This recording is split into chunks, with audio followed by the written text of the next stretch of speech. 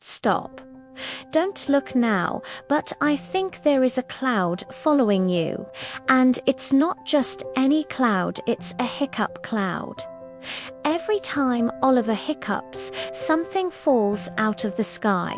And today Oliver has the world's biggest case of the hiccups. Look out, a flying pancake. Oliver was an ordinary kid with an extraordinary problem. Most people's hiccups just make a funny noise. But when Oliver's chest went hic, a tiny, fluffy purple cloud appeared over his head and dropped a random object. This morning started at the breakfast table. A rubber duck landed in his cereal. A single blue sock fell on his dad's head. A slice of pepperoni pizza landed on the cat. Oliver, his mum cried, dodging a falling tennis ball. You have to stop those hiccups before we run out of room in the house. Oliver grabbed his best friend, Zelda the Brave. Zelda wore a colander on her head, like a helmet, to protect herself from falling objects. Don't worry, Oliver, Zelda said, dodging a falling banana. We just have to scare the hiccups out of you. On the count of 3. Boo! Oliver didn't get scared. He just giggled.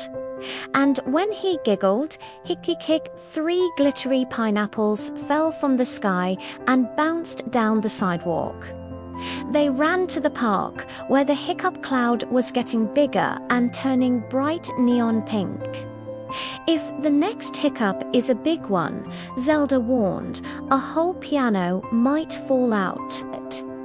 Just then, Oliver felt a tickle in his nose. His chest puffed out, his eyes watered. This was the big one. Zelda grabbed a giant wand of bubble soap from her bag. Oliver, aim for the bubble. Icy cut. Instead of a piano, a giant, glowing purple elephant popped out of the cloud. But because Oliver hiccuped directly into Zelda's bubble wand, the elephant was trapped inside a massive floating soap bubble. The bubble elephant floated gently through the air, trunk first, until it landed softly on the grass. With a quiet pop, the bubble burst, and the elephant turned into a tiny, stuffed purple toy. Oliver's hiccups were gone. The sky was clear, and he had a new best friend to cuddle. Well, Zelda said, taking the colander off her head, at least it wasn't a piano.